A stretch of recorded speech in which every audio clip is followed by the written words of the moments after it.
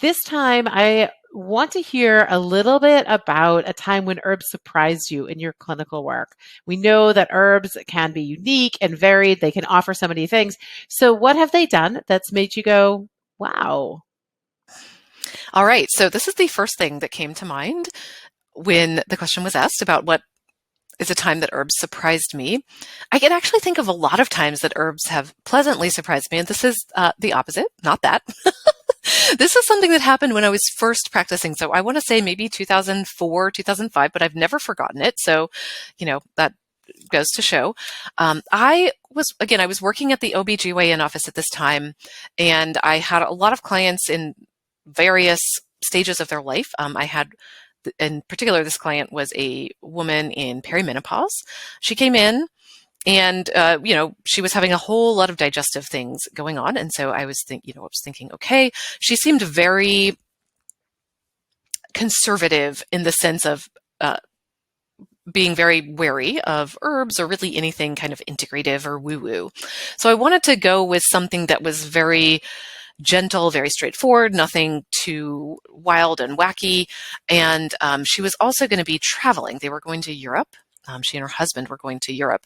And so I was like, okay, well, I really just want her to have, some bitters, want her to have, we're just going to start very gently working on the digestive system. And I was like, okay, I think we will go with some dandelion. We're going to go with dandelion root. I had her a tincture, but then I also was like, you know what, when you're traveling to Europe, I think it would be better if you took some capsules because, tincture, that's just going to be a little bit of challenge to travel with. So she started out on a tincture. I forget what else was in there, but it was mainly bitters, dandelion, gentle, not super bitter bitters, maybe had some other stuff in there. And then I had a dandelion root based capsule for her to take. Okay, so she came in, and then I think we scheduled her follow-up visit for a week after she got back from Europe. So maybe it was like 3 weeks, 4 weeks, something like that. And she came in, and I was like, well, how was your trip? How did things go? And she was like, well, it was okay, but I had horrible bloating and gas and some diarrhea the entire time I was gone. And I think it's from the herbs. I think it's this dandelion. And she said it was fine while I was taking the tincture, but these capsules just really upset my stomach. And I was like, well, did you stop them? And she was like, no, because you said I needed to take them twice a day. So I've been taking them twice a day throughout her entire trip to Europe. She was taking the dandelion twice a day, even though it was giving her gas and bloating and some diarrhea. And I was like, oh my goodness. And so it's my suspicion that was the inulin in the dandelion root that was upsetting her microbiome. She really, I suspect she had some IBS types of things.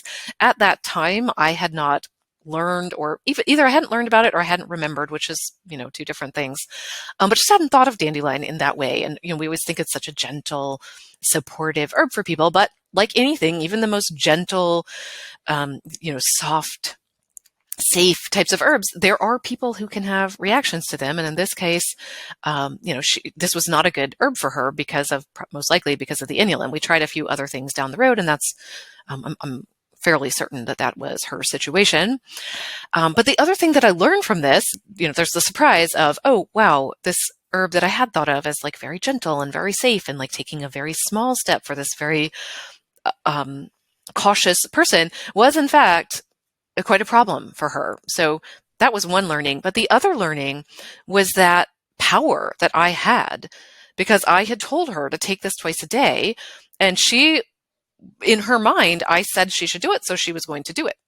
And she did not message. This is before we had all the current practice management systems. She would have had to call me on the phone from Europe, so I understand why she didn't do it.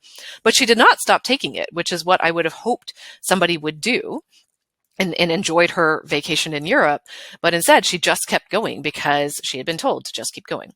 So I realized that I need to make sure that in my visits, I am helping people understand their role and to make sure that I'm not taking too much power and that they have the choice. I'm making it so clear in my written recommendations and the things that I'm telling them. I'm making it so clear that if there's any problems, they can stop and call me, or, it's their choice whether they take the herbs or not.